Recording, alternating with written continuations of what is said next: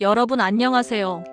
오늘은 지난 1편 법관 임용에 이어 판사의 파면과 탄핵, 그리고 판사 임용제와 비교되는 해외 종신제도를 살펴보겠습니다. 판사 하면 딱딱하고 어렵게 느껴지시죠? 하지만 우리 삶에 지대한 영향을 미치는 만큼 어떻게 임용되고 어떤 과정으로 직을 잃을 수 있는지 아는 건 정말 중요하답니다. 자, 그럼 지금부터 저와 함께 판사의 세계로 한번 깊이 있게 들어가 볼까요? 결론부터 말씀드리자면 우리나라 헌정사상 헌법재판소 결정으로 파면된 판사는 아직 단 한 명도 없습니다. 다소 의외라고 생각하실 수도 있겠지만 이것이 현재 대한민국의 법률적인 현실입니다. 하지만 국회에서 탄핵안이 가결되거나 죄를 지어 판사직을 잃은 이른바 당연퇴직 사례들은 분명히 존재합니다. 자, 그럼 이 복잡하고 흥미로운 주제를 상황별로 하나씩 자세히 살펴볼게요. 먼저 탄핵 사례입니다. 국회는 통과했지만 파면은 면했다. 이게 대체 무슨 의미일까요? 판사를 파면시키기 위해 국회가 탄핵 소추를 한 사례는 역사적으로 몇 번 있었지만 최종 관문이자 헌법 수호의 마지막 보루인 헌법재판소에서 파면 결정까지 내려진 적은 지금까지 한 번도 없다는 뜻입니다. 가장 대표적인 사례가 바로 임성근 전 부장판사인데요. 2021년에 이른바 사법농단 의혹에 연루되어 대한민국 역사상 최초로 국회에서 탄핵안이 가결되었습니다. 당시 이 뉴스는 전국을 들썩이게 만들 만큼 엄청난 파급력을 가졌었죠. 그런데 결과는 어떻게 됐을까요? 헌법재판소에서 각하 결정이 내려졌습니다.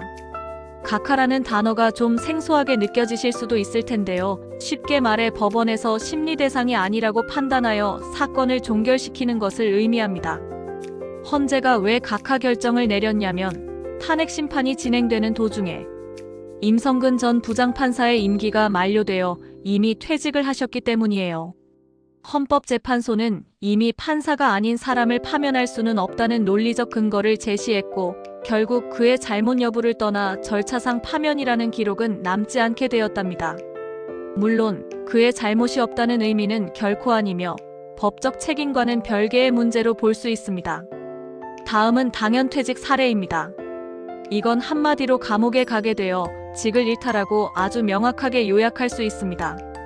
판사는 금고 이상의 형이 확정되면 별도의 징계 절차를 거치지 않고도 자동으로 판사직을 잃게 됩니다. 이를 법률적으로 당연퇴직이라고 하며 실무적으로는 파면과 동일한 효과를 가져옵니다.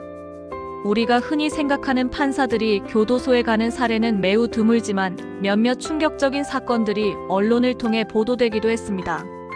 2015년 이른바 명동 사채왕 사건에 연루된 최민호 전 판사가 대표적인 케이스입니다.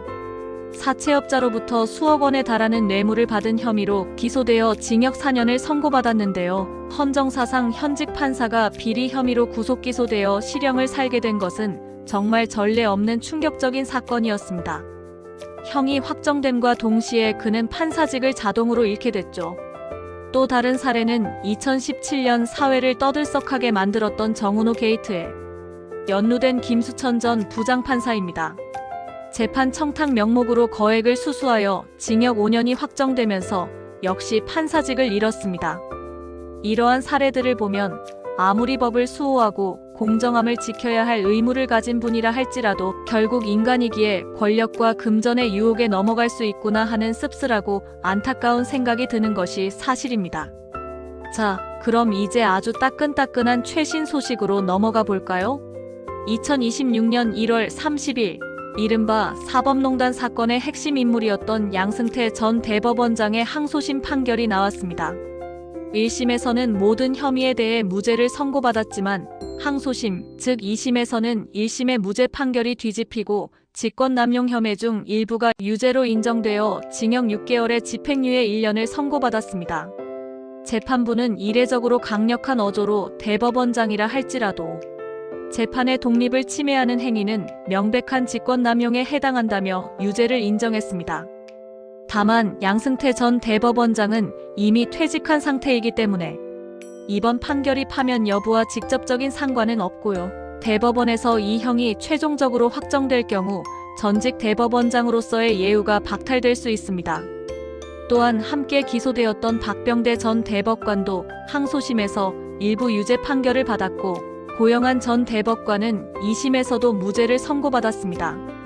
양 전 대법원장 측은 항소심 판결에 불복하여 대법원에 상고장을 제출한 상태인데요. 대한민국 사법부의 중요한 사건인 만큼 최종 대법원 판단까지는 상당한 시일이 소요될 것으로 예상됩니다. 자, 여기서 여러분들이 가장 궁금해할 만한 핵심 질문을 던져볼게요. 왜 판사는 파면하기가 이렇게 힘든가요? 이 질문에 대한 가장 중요한 답은 바로 재판의 독립성이라는 우리 헌법의 기본 원칙에 있습니다. 헌법은 재판의 독립성을 수호하기 위해 판사의 신분을 일반 공무원보다 훨씬 강력하게 보호하도록 규정하고 있습니다. 만약 판사를 아주 쉽게 해고하거나 파면할 수 있게 된다면 권력을 가진 이들이 자신들의 입맛에 맞지 않는 판결을 내린 판사를 쉽게 압박하고 쫓아낼 위험이 발생할 수 있습니다. 이렇게 되면 국민들이 공정하고 독립적인 재판을 받을 권리가 심각하게 침해될 수 있겠죠. 그래서 헌법은 이러한 상황을 방지하고 사법부의 중립성을 지키기 위해 판사의 신분을 아주 특별하게 보장하고 있는 것입니다. 일반 공무원은 징계위원회의 엄정한 심사를 거쳐 징계 파면이 가능하지만 판사는 징계 파면이 원칙적으로 불가능합니다. 오직 국회의 탄핵 의결과 헌법재판소의 파면 결정 또는 금고 이상의 형이 확정되었을 때만 그 직을 잃게 되는 것이죠. 판사들이 누리는 이러한 강력한 신분 보장이 과연 특권일까요? 아니면 어떠한 외압에도 흔들림 없이 공정한 재판을 수행하기 위한 필수적인 방패일까요? 이 부분에 대해서는 우리 사회에서 여전히 뜨거운 논쟁이 이어지고 있으며 다양한 의견들이 존재합니다. 여러분은 어떻게 생각하시나요?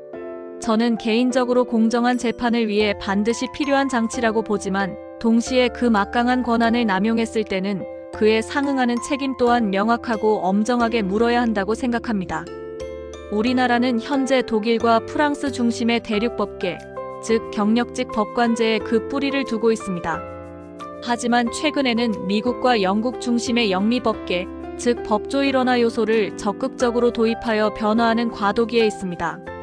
주요 국가들과 우리나라의 판사 제도를 임용 방식, 신분 보장, 그리고 국민 참여 측면에서 심도 있게 비교해보면 더욱 흥미로운 통찰력을 얻을 수 있을 거예요.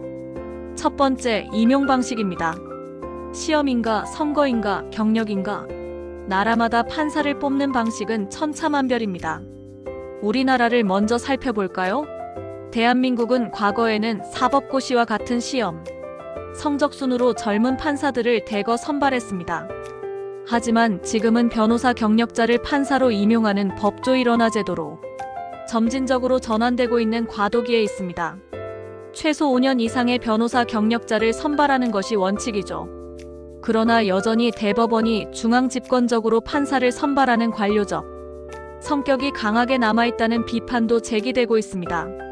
그럼 세계의 경찰이자 민주주의의 상징인 미국은 어떨까요? 미국은 가장 독특하고 다양한 임용 방식을 가지고 있습니다. 연방 판사는 대통령이 의회의 동의를 얻어 임명하지만 많은 주의 주 판사들은 놀랍게도 시민들이 직접 투표를 통해 뽑습니다. 이를 사법선거라고 하는데요.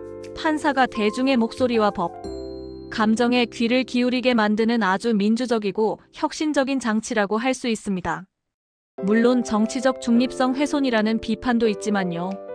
영국은 어떨까요? 영국은 매우 엄격하고 숙련된 변호사 중에서 판사를 선발합니다. 우리나라의 법조 일원화 제도와 유사한 부분이 많으며 오랜 법조 경력을 통해 쌓은 지식과 경험을 중시하는 경향이 있습니다. 독일은 또 다릅니다. 독일은 대학 법학과를 졸업한 후 바로 판사 코스를 밟는 경력직 법관제가 주를 이룹니다. 젊은 나이에 판사로 임용되어 법원 내부에서 경력을 쌓아가는 시스템이죠. 우리나라도 과거에는 이런 방식이었습니다. 두 번째, 신분 보장입니다. 임기제 vs 종신제. 한국 판사의 임기는 10년이며 이후에는 연임 심사를 거쳐야 합니다. 이러한 임기제는 판사가 인사권자, 즉 대법원장의 평가에 따라 연임 여부가 결정될 수도 있다는 점에서 판사가 상부의 눈치를 보게 될 수도 있다는 우려가 꾸준히 제기되어 왔습니다. 이는 판사의 독립성 침해 논란으로 이어지기도 하죠. 그럼 미국 연방 법원 판사는 어떨까요? 한번 임명되면 그들이 사망하거나 스스로 사임하거나 탄핵되지 않는 한 판사직을 유지합니다. 이를 종신제라고 하는데요. 이렇게 되면 판사들이 외부의 압력이나 인사권자의 눈치를 볼 필요가 전혀 없어 독립성이 극대화된다는 장점이 있습니다. 하지만 반대로 일단 임명되면 무능하거나 시대에 뒤떨어지거나 혹은 지나치게 편향된 판사를 교체하기가 매우 어렵다는 치명적인 단점도 존재합니다. 정말 장점과 단점이 극명하게 갈리는 제도라고 할 수 있습니다. 이렇게 보면 어느 한쪽 제도가 완벽하게 우월하다고 단정하기는 어렵겠죠. 각 나라의 역사적 배경, 정치 문화 그리고 사법 시스템에 대한 국민적 신뢰 수준에 따라 다른 제도를 선택하고 발전시켜온 이유가 있을 겁니다. 그럼 이제 우리 제도와 영미권 제도의 장단점을 좀 더 구체적으로 비교해 보면서 대한민국의 사법 시스템이 현재 어떤 지점에 와 있는지 함께 고민해 보는 시간을 가져볼까요? 우리나라 제도, 즉 경력직 기반의 관료제는 여러 장점을 가지고 있습니다. 첫째, 재판의 예측 가능성이 높다는 점입니다. 비슷한 유형의 사건에는 비슷한 판결이 나오는 경향이 강하여 법적 안정성을 제공합니다. 둘째, 엘리트 코스를 거친 법관들의 뛰어난 실무 능력을 꼽을 수 있습니다. 복잡한 법리를 빠르게 이해하고 적용하는 능력이 탁월하다는 평가를 받습니다. 하지만 단점도 명확하게 존재합니다. 첫째, 관료화될 수 있다는 점입니다. 승진이나 연임을 위해 상층부의 눈치를 보거나 보수적인 판단을 내릴 가능성이 있다는 비판이 제기되기도 합니다. 둘째, 사회적 고립 문제입니다. 평생 법원 내부에서만 경력을 쌓다 보니 국민들의 보편적인 상식이나 법, 감정과 동떨어진 판결을 내릴 수 있다는 지적도 있습니다. 소위 기계적 판결이라는 비판을 받기도 하는 이유입니다. 그럼 영미권 제도, 즉 사회 경험 기반의 제도는 어떨까요? 이 역시 여러 장점을 가집니다. 첫째, 다양성입니다. 변호사 등 다양한 사회 경험을 가진 이들이 판사로 임용되기에 보다 풍부한 시각과 상식에 부합하는 판결을 내릴 가능성이 큽니다. 둘째, 민주적 정당성입니다. 특히 선거로 뽑힌 판사의 경우 국민의 법감정을 더욱 잘 반영하고 민의를 대변할 수 있다는 점에서 민주적 정당성을 확보한다고 볼 수 있습니다. 하지만 단점도 무시할 수 없습니다. 첫째, 정치화될 가능성이 높다는 점입니다. 선거로 뽑히는 판사의 경우 정치적 외풍에 취약하고 판결이 대중적 인기에 영합하는 포퓰리즘으로 흐를 수 있다는 우려가 제기되기도 합니다. 둘째, 전문성 부족의 위험입니다. 법률 전문가로서의 깊이 있는 지식보다는 대중적 인기에 의존하는 경향이 생길 수도 있다는 비판입니다. 마지막으로 판결의 주체라는 측면에서 우리나라와 외국 제도의 가장 크고 실질적인 차이를 짚어볼게요. 바로 배심원의 권한입니다. 미국과 영국 등 영미법계 국가에서는 유죄, 무죄의 사실 판단을 일반 시민인 배심원이 내리고 판사는 오직 법률 적용과 형량만 정하는 경우가 많습니다. 시민들의 의견이 직접적으로 판결에 반영되는 아주 강력한 시스템이죠. 하지만 대한민국은 국민참여재판이 있긴 하지만 배심원의 의견은 단지 권고사항일 뿐입니다. 최종적인 유죄, 무죄 결정과 형량은 항상 판사가 단독으로 내립니다. 이것이 우리나라 판사가 가지는 권한이 외국에 비해 매우 강력하다고 평가받는 결정적인 이유입니다. 생각해보면 단 한 명의 판사가 내리는 결정이 한 개인의 삶은 물론 사회 전체에 미치는 영향이 얼마나 막대하고 중요한지 다시 한번 깨닫게 됩니다. 오늘날 우리나라는 시험 위주의 젊은 판사에서 경험 있는 노련한 판사 체제로 전환되는 과도기에 있습니다. 이 과정에서 발생하는 재판 지연 문제나 정관예우 등의 고질적인 문제들은 현재 사법부가 반드시 해결해야 할 중요한 숙제들입니다. 이러한 문제들을 해결하고 국민의 신뢰를 얻기 위한 사법개혁의 노력은 계속되어야 할 것입니다. 자, 오늘 이야기는 어떠셨나요? 판사의 파면과 탄핵이라는 다소 생소하고 복잡한 주제부터 해외의 다양한 판사, 임용제도까지 우리가 미처 알지 못했거나 무심코 지나쳤던 사법 시스템의 이면을 깊이 있게 들여다보는 귀중한 시간이었기를 바랍니다. 여러분의 적극적인 참여가 더 나은 사법 시스템을 만드는 데 큰 도움이 될 것입니다. 다음에도 더욱 유익하고 흥미로운 이야기로 다시 찾아올게요. 채널 구독과 좋아요, 그리고 알림 설정 잊지 마세요. 안녕히 계세요.